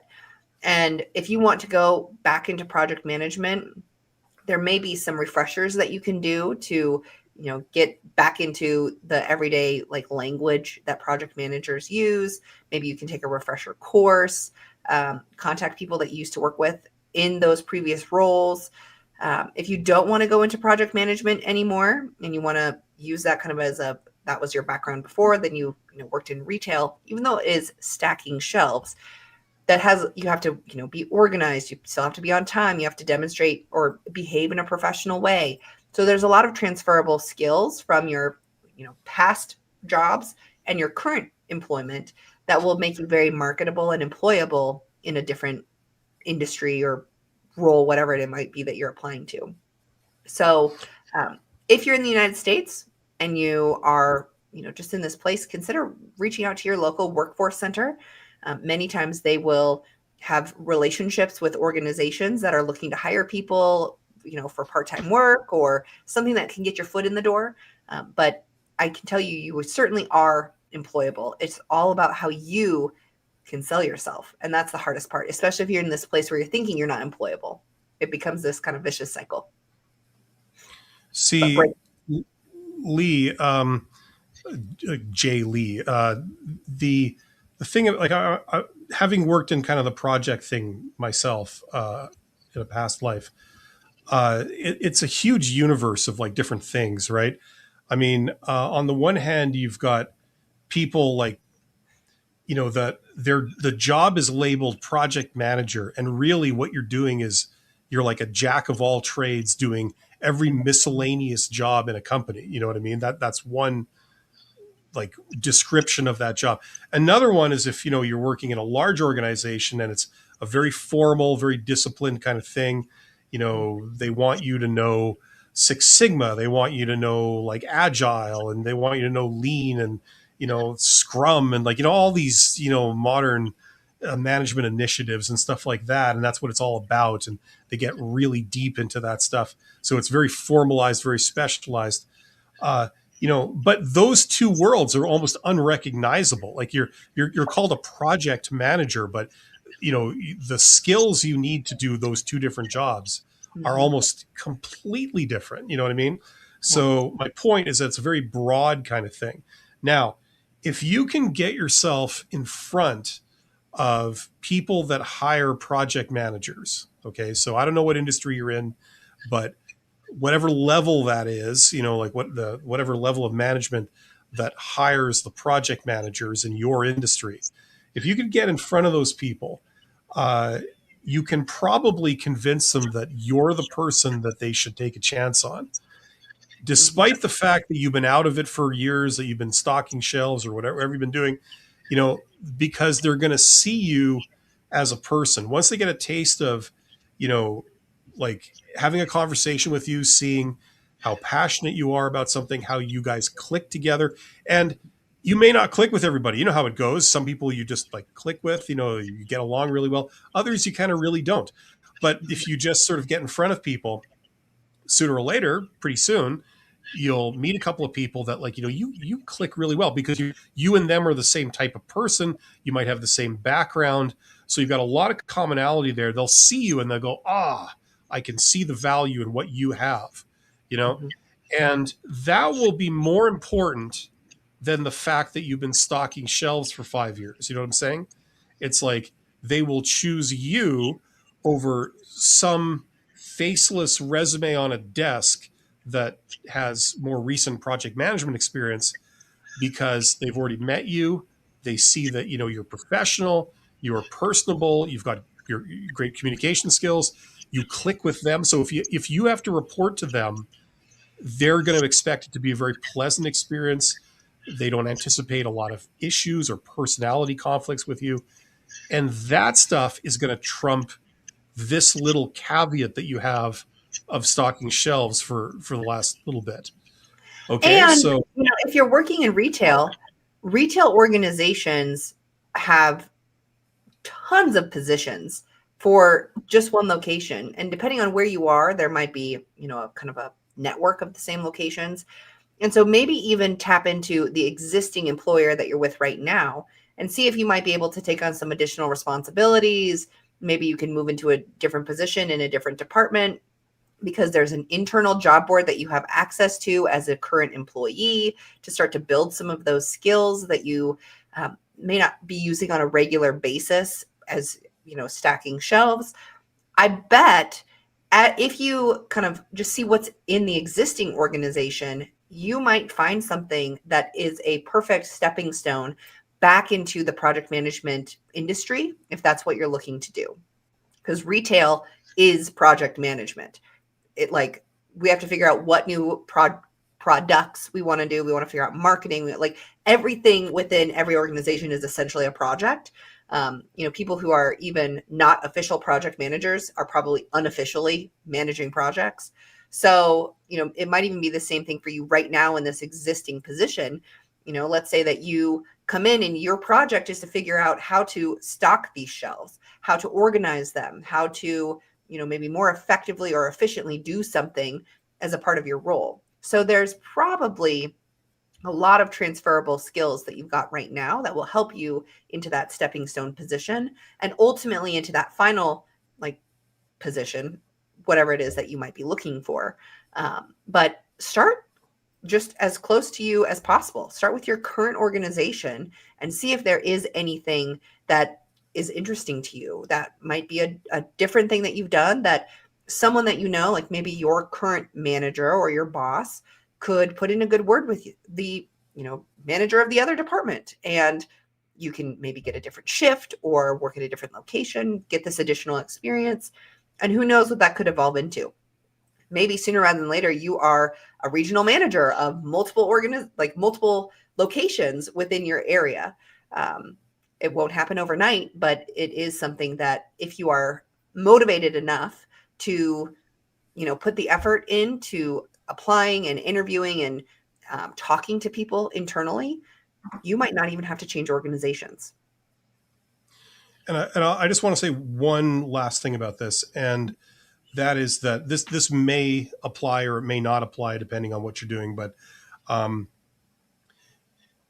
earlier I mentioned that they may need certain certificates and things they want to see that Scrum or Agile or ISO or whatever. It's like you know if you're worried about that, if you're aiming for like a very formalized corporate kind of version of the project manager role, and you're worried that like, okay, they're going to require all these certificates and qualification stuff, maybe some of them that you don't have, if you've been out of the loop for about 5 years, you know go right now, go take like some free quick little course online about agile, or, like all the stuff that they might require you. And, do those really matter that much? No, they don't. But you can at least say, like, look, okay, I don't have a formal certification. I'm not a licensed agile practitioner or whatever the hell they need. But you could say, I do have some formal training in it. I've done this course and this course. So I know my way around agile. I'm competent at it. And what I don't know, I'm pretty sure I can pick up like in a very short amount of time because I am familiar with it. Something like that. You have it on your resume. So you might not match the qualification, but at least you can speak to it. You have something. And usually that's all they're looking for. It just alleviates their concerns that you can't do it. It would be a problem for you. You know what I'm saying? And you'll know if they're looking for someone who can do it because it's likely going to be listed in the job description. So if you're wanting to apply to a formal project manager role and they're looking for someone with Agile and Scrum, certifications or backgrounds, they will have that listed. They're not going to, they want to weed people out who don't have any exposure to that. Yeah. And so exactly. they do that because the person will read that and say, I don't have that experience. I'm not going to apply. Yeah. So if that's a concern, just go out right now, take a couple of free courses, like just, the courses you can do in like 1 or 2 days, just do it. And then those won't be holding you back. You know what I'm saying? You can speak to all their requirements with that stuff. And if they like you, then it's just removing potential roadblocks, getting that stuff out of the way so that it won't stand in your way. Okay. So best of luck there, G Lee. Chin up, my friend. Okay, Luke J says, how do you get a job from the hidden job market when you don't have the proper licensing, but tons of soft skills and are in the process of getting licensed? Well, I mean, that obviously depends. If you're talking about like being a fully qualified medical doctor and they need someone to do heart surgeries right now, it's kind of a big deal. But depending on what we're talking about, if it's just some Mickey Mouse thing that really doesn't matter that much, if they like you and they have a real need for you, this, like if you're in the process of getting licensed and it's going to only be a short time before you get it, then I don't see that being a real impediment, Right. We already covered earlier in this chat. We talked a lot about the hidden job market. I don't want to just try and rehash everything. There isn't time to do that, unfortunately. But Abby has a lot of stuff where you've talked about that, I think, on your channel. I want to just talk about this very briefly. If you guys want to go deeper with me into any of this stuff, check out my course. There's a link below in the description box under this live stream. It's called Get Hired, and I've done a video that describes the course in great detail so you understand how it works and what you get, so it's as transparent as possible. All my advice in one place: how to get hired in the posted job market, how to get hired in the hidden job market. So if you're interested in taking that journey with me, that's the way to do it. And I also have another one here that teaches you higher level communication skills. If you want to tack something on that's going to make you look like you should be promoted upwards if you're in a job, or it's going to help you be more successful at doing things like networking. If you're not currently working, check out this thing. Everything I learned about communication skills that I picked up in my journey from being a supervisor when I started to a CEO when I ended, everything I learned about communication skills, I put into that course. So check that out. Link in the description box under this live stream. Yes. And if you're watching from my channel, I have Bill's channel linked in my description box. And so you can click that, go to his channel, and you'll be able to find those courses, which, as a person in human resources previously, writing like a professional is something that does not come naturally to people. So definitely check out that course. And then if you are looking for something that is like a self-paced course to help you prepare for your job search and ace those interviews, the Get Hired Now course is also a great option. And I guess if you're watching from Bill's channel, you won't be able to see my chats come through because you're from Bill's channel and I'm only able to communicate with my channels. But Bill has linked to my channel in his description box as well. Yes, that's linked in my. So if you're watching this on my channel, check out Abby's channel. She's got a ton of resources on there. She's got great videos and she's got some great services if you're wanting to work on your interview technique. It's like going to court and having a lawyer who's got your back. They help you. They're on your side. Their whole job is to help you succeed. That's what having a coach is all about. So, if you need that kind of help, check out getting a coach. They'll give you the individualized attention and work with you that perhaps you're needing. That's going to make all the difference. Yep. Okay, so where were we here? Let's see here. That we did Yep. Jay, so I think we're on this one. Yep. Dill Pickle. I graduated with a bachelor degree in molecular biology in May 2025. For background reference, I recently got an email from an alumni outreach program for a network event, and I'm going to it 100%. Yes, definitely going to attend that networking event. Yeah, so if you have already graduated, it sounds like this person might be struggling to get a job post graduation. Molecular biology, while it seems really specific, it is applicable to a lot of different industries. So whether it's like working with a food organization, whether it's working with the Forest Service or whatever that might be, or even in like academia and research. So there's a lot of places that you could start looking. It doesn't necessarily have to be for a job as a molecular biologist, but that background in education can be very transferable to a lot of different jobs. One of my bachelor's degrees is integrative physiology, and I'm not doing anything with that, but the education has helped me get jobs doing other things. And so while you might not even work in the realm of biology, having that degree can help you, from a just like education and experience perspective. So don't limit yourself just to jobs in molecular biology or job title molecular biologist. You'll be able to find a job that you can use your transferable skills and apply those skills in a successful way.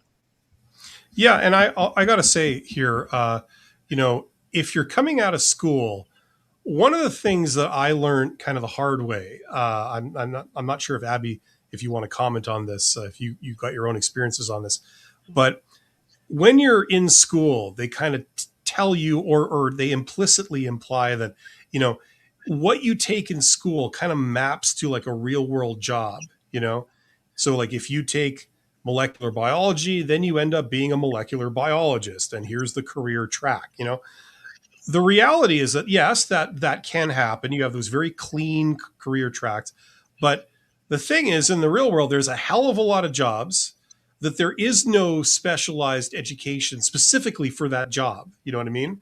So there's a lot of jobs out there that, what are the qualifications? Well, it's kind of messy and it's kind of open to debate. So you see people that have interesting qualifications that, like, say they've got a degree in molecular biology. Well, they didn't end up being a molecular biologist, but maybe they work at the public works department of the city you're in, and helping to administer the wastewater system or the freshwater system, or irrigation or anti-flooding and this kind of stuff. Now, is it related to biology? Yes, indirectly. Does it require the skills where you have to do math, you have to be organized, you have to, coordinate things? Absolutely. Like, so a lot of the constituent skills of getting a degree in molecular biology, you are using all of the constituent skills, but yet you're not doing molecular biology proper, right? Mm-hmm. So the problem is when you come out of school with a degree in molecular biology, you think like, okay, what job could I get? And you look up all the jobs in molecular biology, there might only be 3. And then you go, oh, I don't qualify for anything else. And that's false, because there's many, many things that you could do. It's just a matter of connecting to those and breaking it down into its constituent skills, and then making a case for yourself and saying, I absolutely can do every part of this job because I've done this, and I can back all those up. I can show you work I've done, in getting my degree and other things that show you I can do every single part of this job. And I'd be a good person that matches it personality wise too. So just remember that, keep that in mind, because you might have been given a kind of a skewed view of these things if you're just coming out of school. So that's what I want to impress upon you. And people put a lot of pressure on people to the proverbial people put a lot of pressure on you as an individual to pick Yes, to pick a major and stick with that major and then do something in that major. And the majority of people are likely not working in a job or even an industry associated with their original major from college or university. I mean, the difference is like maybe in med school, you're going to work as a medical doctor, but maybe not. There's a lot, there are maybe people who decide to go to law school and then use their medical school background to help fight, medical based law stuff. So, like, there's all these kind of crossovers that can occur. So, don't limit yourself purely based off of the degree that you got.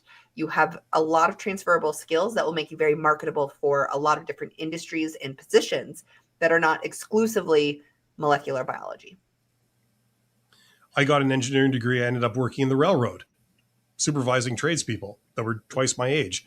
It's like, there's a lot of stuff out there, things that you've never considered or not even aware of, but you're actually qualified to do the job. So, just have an open mind about these things. Okay, Yeah, so we're at our cutoff point, but we still have a lot of questions. So we're going to answer these questions. We're just going to have to pick up the pace, I think, a bit here. Yep. Okay, great catch of relevant experience. So thank you to the talented Thompsons. Mm-hmm. There was an artist in the 80s called the Thompson Twins. They sang like new wave disco pop kind of thing. So I just want to share that with you. I feel better having done it.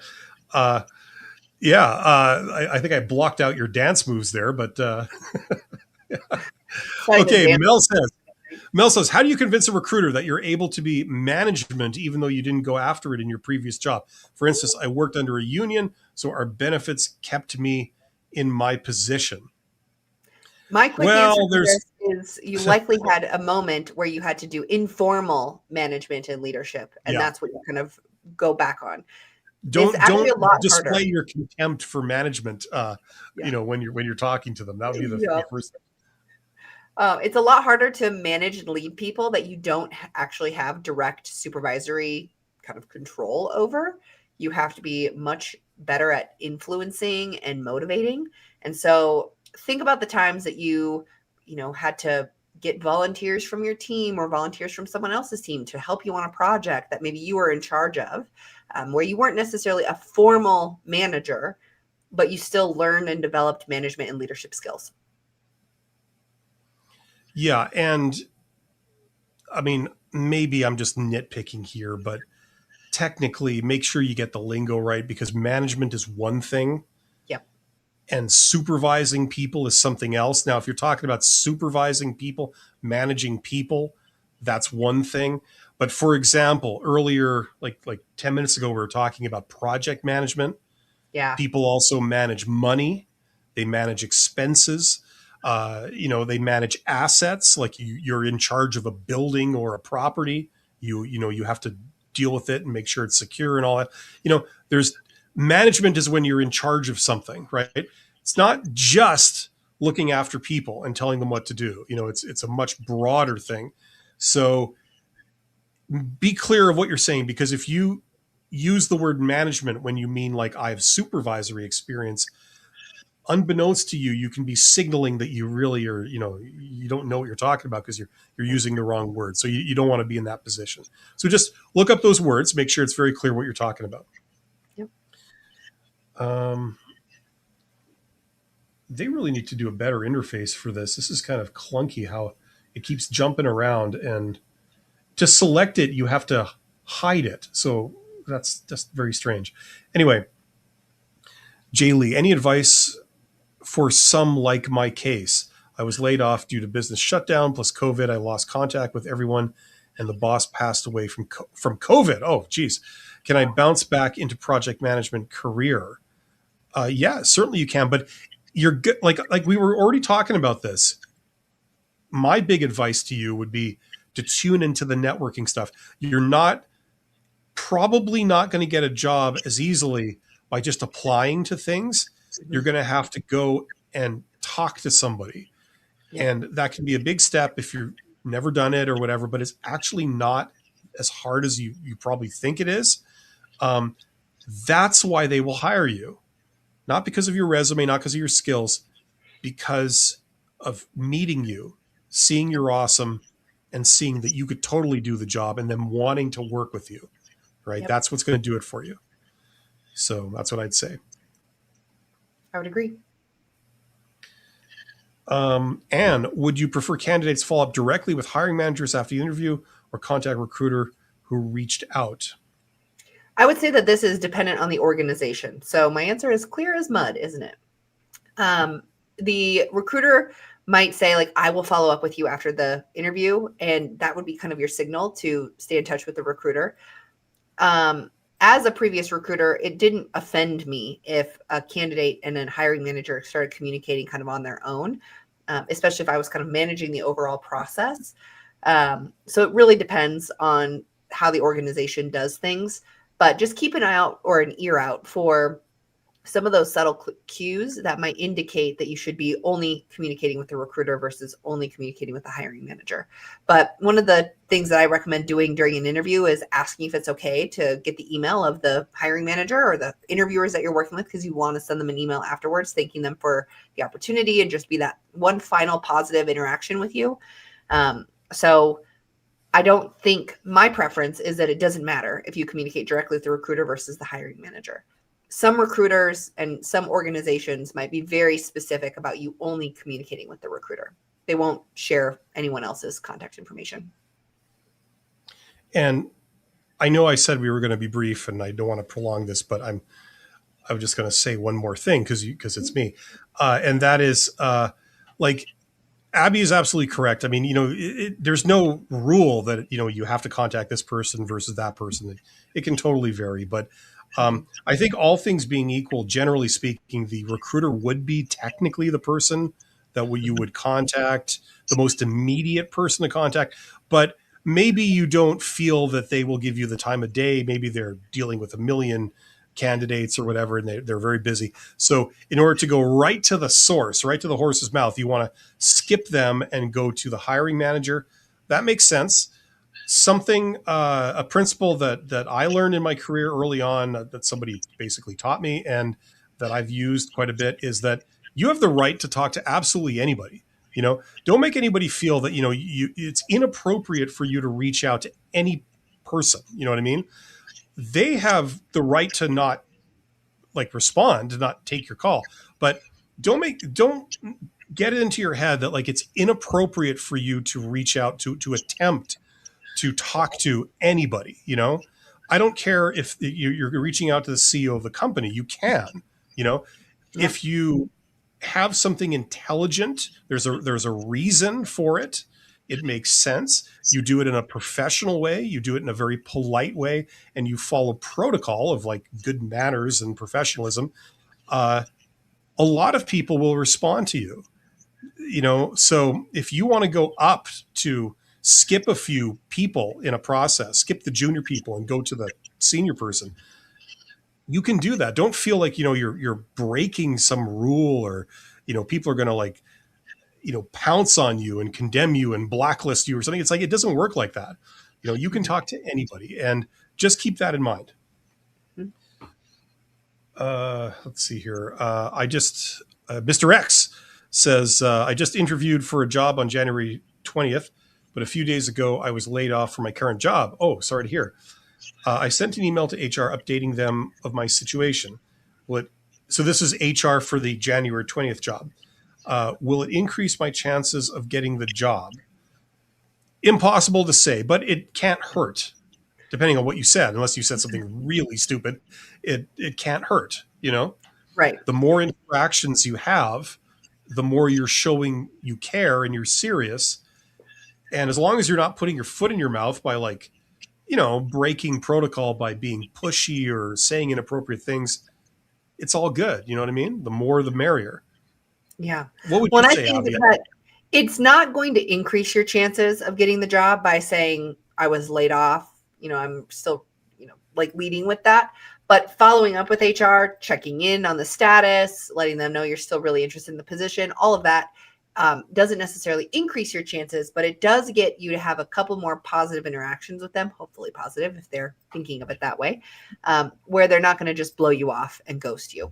So I don't necessarily think that you should email them and say I was laid off, so now I'm super like I need this job right now. But emailing them saying, like I'm still really interested in this position. I haven't heard anything since my interview on January 20th. I just wanted to follow up to see if there's any additional information I can provide, like whatever it might look like. Having that type of contact with them is not going to hurt your chances. Yeah, I mean, what are examples of some, things you could say to a recruiter? You could say, I'm just following up. You could say, I just want to make sure that, see if there was an update, if there's any news, and then also just make sure that if you needed anything from me, please don't hesitate to ask, like stuff like that. I mean, what else is there any other legitimate kind of thing? They could ask a question about it. What's the time frame? Are you expecting to do this and have any developments this week, or is it going to be like longer? So on January 20th is still a long time. So what I recommend people do at the end of every interview is ask about timelines for the next steps. When can I expect to hear back about, next steps for this position? That then gives you kind of a gauge on when is reasonable versus not reasonable to follow up. If I have an interview and then like in the next hour, I'm like, have you made a decision? That's unreasonable. But if it's been 30 days, then maybe I need to, or 20 days even, and I haven't followed up and I want to, hear something from them. That's a reasonable time frame to follow up, but so is like 1 week. So I always recommend that you ask at the end of an interview about when you can expect to hear for the next steps of the process. Then you can use that to gauge when is appropriate to follow up or not. Absolutely. And says to have initial. Okay, what? It was just halfway through. It looks like her initial comment got cut. Okay. Would you prefer candidates follow up directly with hiring managers after the interview or contact recruiter who reached out? I think we talked about that one, right? Yeah. So this was a continuation, or reached out to have the initial interview with them and set up a second interview with hiring managers. I didn't get the job after the second interview. Okay, well, that sucks. There's another comment that says whom to follow up with. Yeah, exactly. Whom to follow up with exactly, recruiters, hiring manager. Well, we kind of covered that, didn't we? I mean, there really isn't a rhyme and reason. I suppose maybe technically, the recruiter would be the most immediate person. But yeah, I would say in this situation, it sounds like Anne had a first interview with a recruiter, and then the second interview would have been with the hiring manager, but the second interview didn't happen. And so if it sounds like the recruiter determined that you weren't a great fit for the position and they didn't want to move forward with you. So then if you contact the hiring manager, they're probably going to have the same answer for you, which is no. Because the recruiter's doing that initial screening and filtering out candidates. Now, if you had contacted the hiring manager as part of the networking process, then it might be, to your advantage to follow up with them to say, I did this initial screening with the recruiter. Looks like I didn't make it through the process. Thank you so much for talking to me and, having kind of that follow-up networking email. And that might then prompt the hiring manager to say, wait a second, let's go back to the recruiter. But if you have no previous contact with the hiring manager and you have not been pushed forward to the phase of interviewing with them and you reach out to them for that next interview, that's kind of circumventing the process, and they're not going to be interested in people who can't follow the process. That's a very good answer. That makes a lot of sense, actually.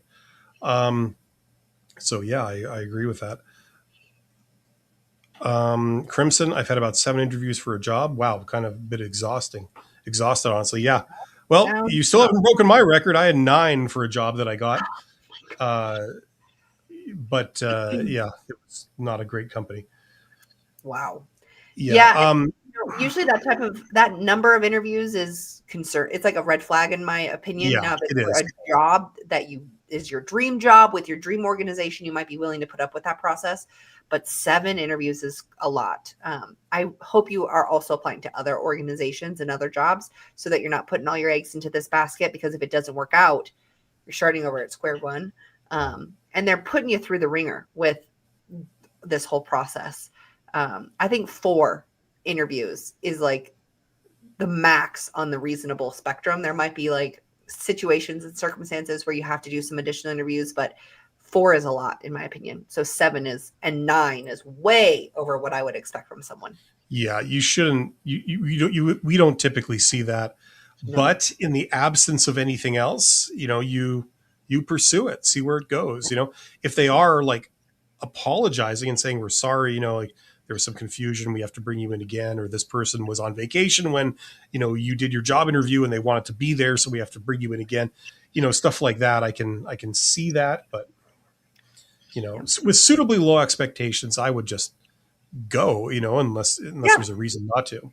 And if you are unemployed or you have the time and the ability to do it, move through the process. It just is a kind of a red flag that the organization as a whole probably doesn't have their process together. Yeah, you can go down there and bring some cookies. Yeah. Because you're like, one of the family by now. Bread says, how do you sell yourself as a programmer without experience? We already kind of addressed that earlier. We like, I spoke at length about that. So we're almost at the end of the stream. So unfortunately, I don't think we can really get into that. Go back and see what we said earlier about like networking, about like how you pitch yourself, how you have informational interviews and things like this, and how you deal with the catch-22 of not having experience but needing someone to give you a job. So we already covered all that earlier in the stream. So sorry about that, Bread. But if you rewind, you should be fine. Yep. Jay Lee again, thank you. Unfortunately, I only worked as a project manager for just 1 year until COVID shut down and seemed to have lost most of the skills.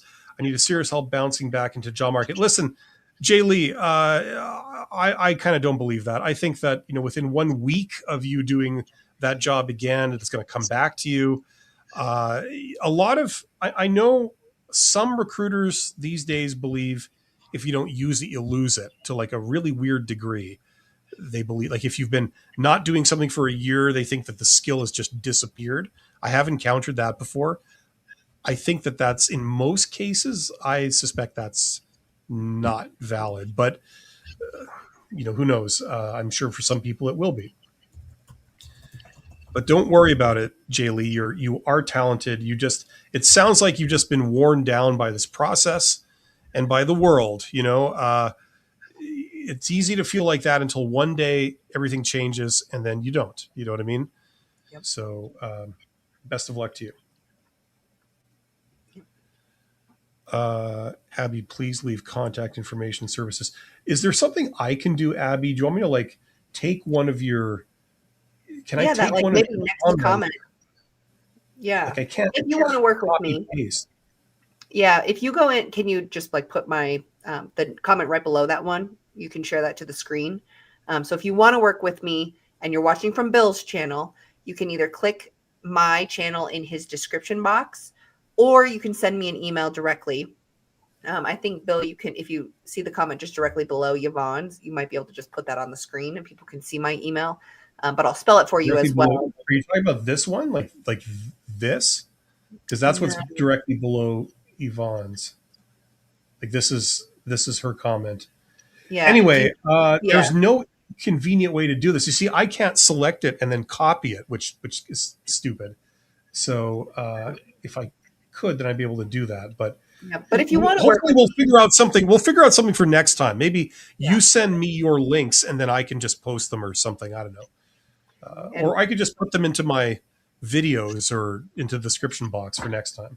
Yeah, perfect. But check out her channel. You should be linked to her channel. You can see it from there.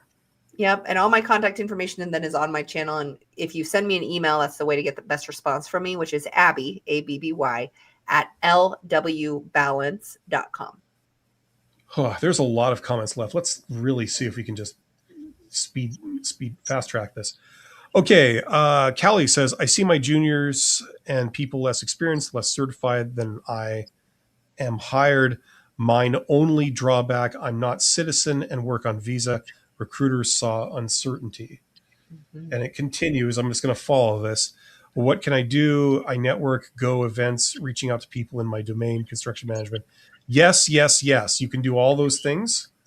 What can I do? You can do those. Plus, you could rewind. I gave some stuff. Abby gave some stuff earlier. And then check out our channels. We've got all kinds of resources that answer these questions of what you can do. Just check that stuff out. Okay, now coming back, this is the one I skipped. And yes, networking was a huge issue for me after layoff. I didn't stay connected with anyone. I don't have their contacts anymore. Yeah, but okay, the main thing is going to be things like direct outreach, reaching out to people you don't know. hiring managers you don't know. I talk about that extensively. We've talked about that here today. Learn about that. That's going to be your ticket out, probably. That and informational interviews, in my opinion. If you've been applying to jobs and no one's giving you a chance really from that perspective, this can be like the sort of shortcut around all that stuff. Where are we here? Okay, bolt lightning. In a hypothetical scenario, what does one do when one has a disability? What can one do during an interview and during work? How does one decide to disclose it? This could be a whole video and live stream of itself. The first is if you're in the United States, there's the Americans with Disabilities Act, so the ADA stuff that is all associated with employment and things like that. So as long as your disability or the hypothetical disability doesn't prevent you from doing the basics of the job, then you are eligible for hiring. Now, there might be some accommodations that are necessary, but that again is a whole big conversation. I would say that if you need accommodations during the interview process, that's a conversation with HR. If you need accommodations as employment, that is also a conversation with HR. Not necessarily something that you need to disclose right off the bat, unless you are seriously concerned that it could impact your ability to get the job. So my initial recommendation is kind of just wait and see. Most interview processes are not just one interview and then you get hired. It's like multiple phases. So you don't want to put any doubt in a person's mind about your ability to do the job by giving too much information too soon. You also don't want to withhold information that could impact your ability to get the job as well. So I would say wait unless there is like a question that says, do you require accommodations? You probably want to say yes to that. And most hiring managers are legally unable to prevent you from getting the job because of those accommodations. And if you don't disclose those up front, disclosing them later could also cause you some problems. So long story short is it really is dependent on your situation, dependent on what disability you're talking about, and how that disability may or may not impact your ability to do the job. It is more of a organization-specific HR question. Disclosing it during an interview will be up to you, but I think you should wait and see before you dive into details about what that disability is. That makes a lot of sense. Happy One Developer says, I worked on many tasks during my work experience. In an interview with human resources specialist, I should emphasize what I accomplished or talk about the technical skills the recruiter is asking about. Well, you need to answer what they're asking you about. That's kind of the critical thing. But in the process of doing that, you can also drop in things that back up your case. So if there's something you want them to know and you think it's totally relevant to what they've said they're looking for, there are ways to get that in. For example, when they ask like open-ended questions like, what are your strengths? Why do you want to work here? Why should we hire you? Things like they're giving you an open floor. So that's where you can like choose what to say to make a case, and then you can say those things that you're wanting them to know. And in most cases, interviews with recruiters who are not technical, if I am a recruiter hiring for a software engineer position, I as a recruiter am not a software engineer. So if you get too technical and in the weeds or in the details about the work that you're doing, it might go over my head and I might choose to move on to someone else. If I'm never even heard of software. Yeah, exactly. So it depends on the type of recruiter that they are. If they are with HR, it's an HR generalist or an HR specialist, whatever it might be, you want to answer their questions, but with just enough information that helps you answer the question in full without going into too much technical detail that isn't relevant to them. If you're interviewing with HR first, they're probably screening you to determine if you have the minimum and most of the preferred qualifications to then be passed on to someone else who has more technical background and expertise to really do the technical interview with you. So you want to phrase your answers in a way that demonstrates that you do meet minimum and most of the preferred qualifications so that you can then get passed on to the person who can speak your language, so to speak. Absolutely. Last one here. Thanks for answering my question. I didn't push, but I did mention I was available immediately. I was still interested and wanted to keep them informed in case timing and availability is a factor. Okay, that makes Great. sense. Yeah, Yeah, that sounds like a good that's email. good. And you're welcome, Julia. Wish you the best of luck. One last one. This is the last one we're going to be taking today. If I'm responsible to job ads on LinkedIn, if I'm responding to job ads on LinkedIn and there is a contact listed with the position, should I reach out to them directly or apply and leave it at that? What would you say, Abby? Reach out to the contact. What's the worst that could happen? If you just apply and you leave it at that, you're essentially sending your application into a black hole. And you may or may not ever hear back. If you can get in touch with a real human being and you just attempt that, it increases your chances more. So I would always recommend that if there is a real human being that you can contact them. Whether it's before you apply or after you apply, the timing doesn't necessarily matter. You want to make sure you know what the window is for the application process. But if you apply and then you reach out to the contact and let them know you're interested, attach your resume, like make it as easy as possible for them to, get into reviewing your application and identifying your name in the list of candidates, that's always going to be helpful. Right on. Well, that brings us to the end of this.